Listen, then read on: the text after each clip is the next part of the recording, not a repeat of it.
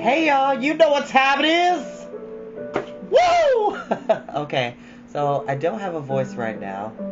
Not much of one. Woo! Because I went to see Jesus Christ Superstar. First of all, very familiar with the music. It's an amazing rock opera. It's an amazing musical written by Andrew Lloyd Webber. It was fantastic. With my friend Abby. Yes, I have my mask on. Got my friend to corroborate that. It was my first time being at the Schuster Center. It was beautiful. The show was fantastic. It had my head rocking. Everybody's performance was just great.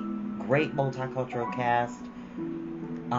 Definitely would have preferred the star of the show, Jesus Christ. Definitely would prefer if it would have been a black man, but it was fine with who it was because Aaron Levine, I think his name is. His vocals were amazing, and also the guy who played Judas was awesome. Fantastic musical. First time being at the Schuster Center. Shout out to Ryan and Alex for allowing me and Abby to take their tickets. We definitely will be back because apparently, and I didn't know this, that Pretty Woman also has a musical adaptation for Broadway. I had no idea. So definitely got to see that, and definitely got to see Anastasia when that comes to the Schuster Center next year.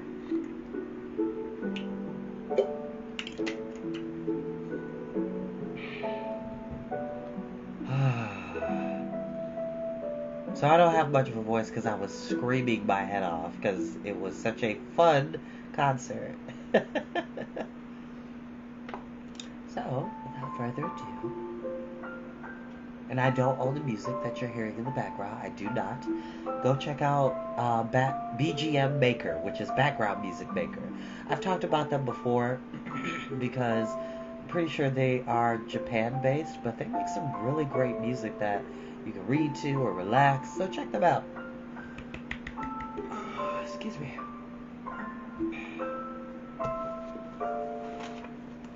I know my vocal teachers are going to hiss at me because I'm talking after being at a concert the night before. Excuse me, a show the night before. So, without further ado, we'll begin with Anne of Green Gables. We're back. So we're on chapter 22 now. We've got 38 chapters in this book, so we're pretty much almost there. Like, once we hit chapter 30, we are 75% of the way done.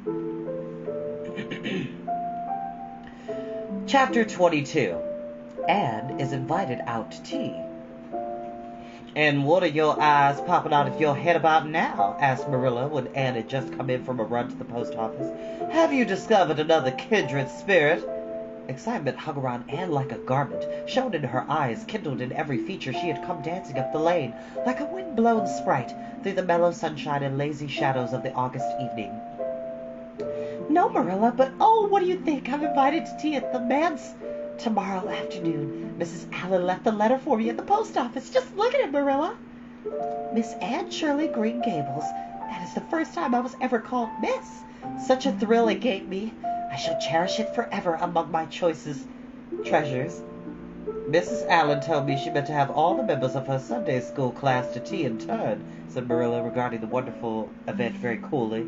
"You needn't get in such a fever over it. Do learn to take things calmly, child." For Anne to take things calmly would have been to change her nature. All spirit and fire and brew as she was, the pleasures and pains of life came to her with tremble intensity. Marilla felt this and was vaguely troubled over realizing that the ups and downs of existence would properly bear hardly on this impulsive soul, and not sufficiently understanding that the equally great capacity for delight might more than compensate. Therefore, Marilla conceived it to be her duty to drill Anne into a tranquil uniformity of disposition, as impossible and alien to her as to a dancing sunbeam in one of the brook shadows. She did not make such headway as she sorrowfully admitted to herself. The downfall of some dear hope or plan plunged Anne into depths of affliction. The fulfillment thereof exalted her to dizzy realms of delight. Marilla had almost begun to despair of ever fashioning this waif of the world into her model little girl of demure manners and prim deportment. Neither would she have believed that she really liked Anne much better as she was. Anne went to bed that night speechless with misery because Matthew had said the wind was round northeast and he feared it would be a rainy day tomorrow. The rustle of the poplar leaves around the house worried her. It sounded so like pattering raindrops, and the dull, far-away roar of the Gulf to which she listened delightedly, at other times loving its strange, sonorous, haunting rhythm, now seemed like a prophecy of storm and disaster to a small maiden who had particularly wanted a fine day, and thought that the world and the morning would never come. But all things have an end, even nights before the day on which you were invited to take tea at the manse. The morning, in spite of Matthew's predictions, was fine, and Anne's spirits soared to their highest. So manse, M-A-N-S-E, is kind of like a short version of, say, mansion or big house, stuff like that. So that explains what that term means, for those who were questioning.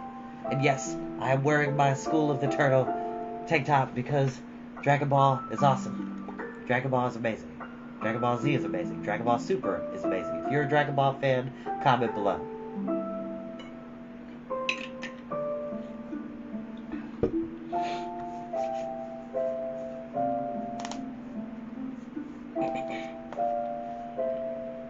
Oh, Marilla, there's something in me today that makes me just love everybody I see, she exclaimed as she washed the breakfast dishes. You don't know how good I feel.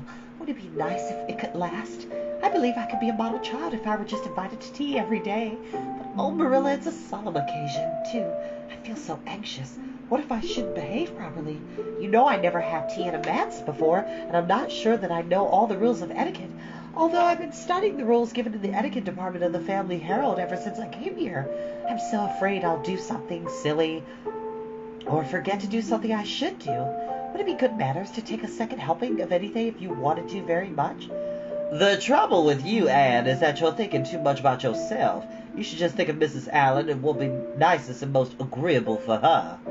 And said Marilla, hitting for once in her life on a very sound and pitchy piece of advice. Anne instantly realized this.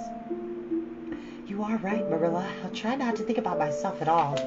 Anne evidently got through her visit without any serious breach of etiquette, for she came home through the twilight under a great high-sprung sky, gloried over with the trails of saffron and rosy cloud, in a beautified state of mind, and told Marilla all about it happily, sitting in the big red sandstone slab at the kitchen door with her tired curly hair in Marilla's gingham lap.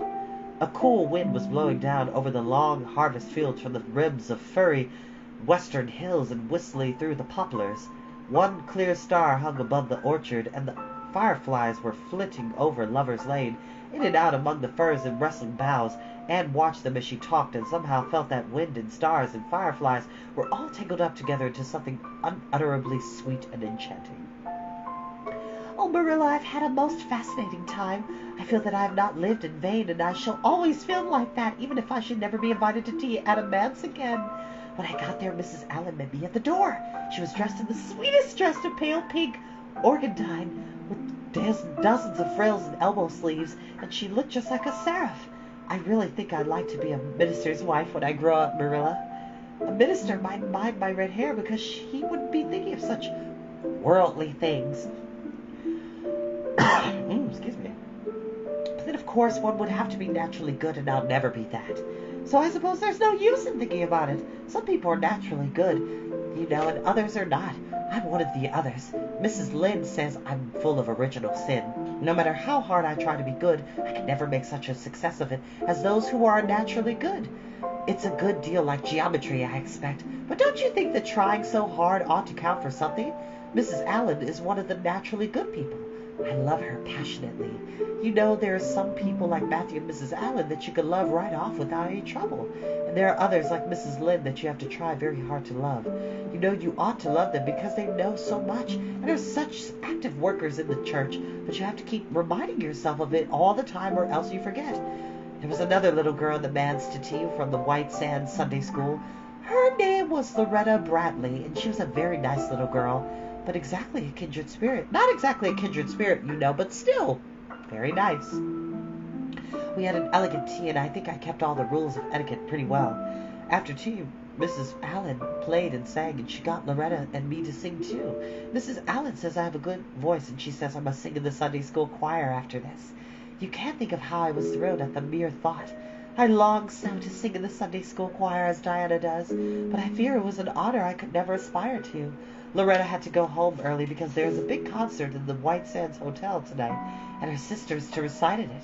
Loretta says that the Americans at the hotel gave a concert every fortnight in the aid of the Charlottetown Hospital, and they asked lots of the White Sands people to recite. Loretta said she expected to be asked herself someday. I just gazed at her in awe. After she had gone, Mrs. Allen and I had a heart-to-heart talk. I told her everything about Mrs. Thompson and the twins and Katie and Maurice and Violetta and coming to Green Gables and my troubles over geometry. And would you believe it, Marilla? Mrs. Allen told me she was a dunce in geometry, too. You don't know how that encouraged me. Mrs. Lynde came to the manse just before I left. And what do you think, Marilla? The trustees have hired a new teacher, and it's a lady. Her name is Miss Muriel Stacy. Isn't that a romantic name? Mrs. Lynde says they've never had a female teacher in Avalia before, and she thinks it was a dangerous innovation. And I think it will be splendid to have a lady teacher. And I really don't see how I'm going to live through the 2 weeks before school begins. I'm so impatient to see her. And that is where we will end for today. Short chapter. There's more to be had.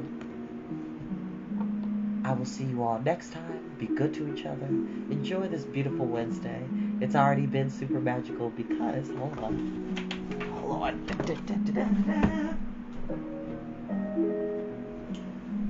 Yes, so cool.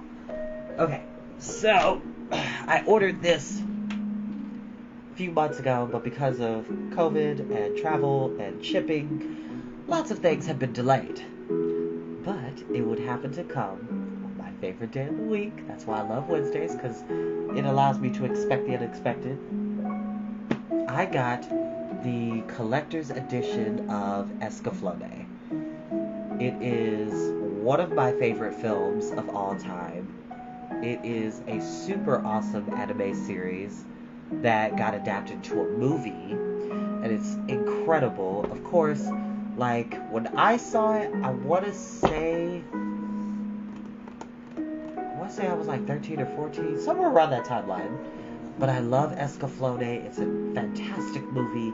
It's very emotional, very action-filled, and it has so many cool things in it. There's a whole booklet from the author, the soundtrack for the movie itself, and interviews with the director and all of the producers on the movie. So I'm very excited to have it. I'm definitely going to watch it after I get out of the gym.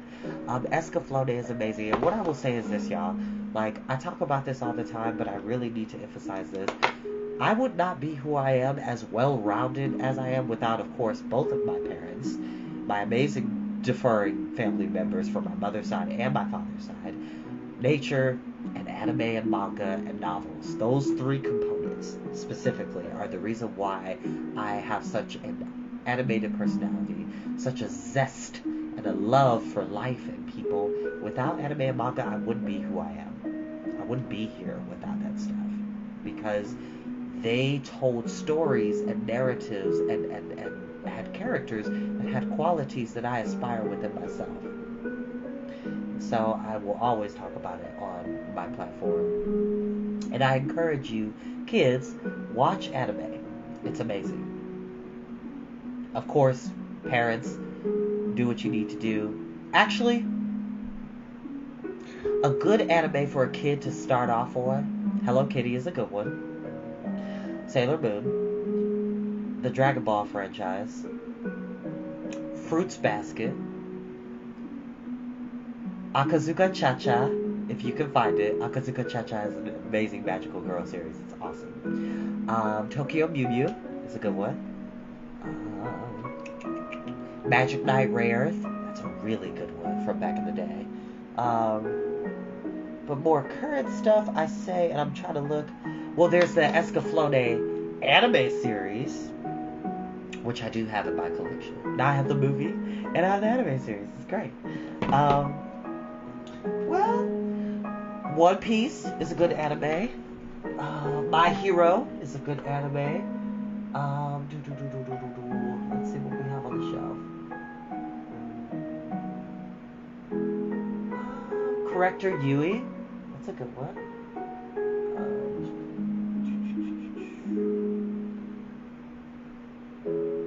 The 2000s reboot of Astro Boy is a really good anime adaptation. It's awesome. It's an amazing show. I'm trying to really think, y'all. Pokemon, Digimon, Yu-Gi-Oh! Those are good anime. Shaman King on Netflix, not the original anime. Need not apply. Bleach is really good. Naruto is a really good anime if you can get through all of the filler arcs. If you know, you know.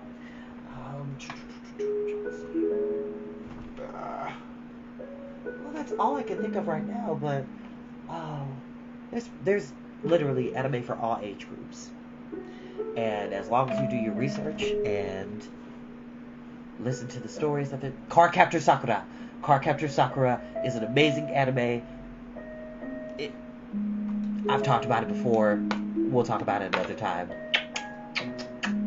Definitely check that series out. It's awesome. I love you all so very much, and I hope you have a lovely evening, okay? See ya.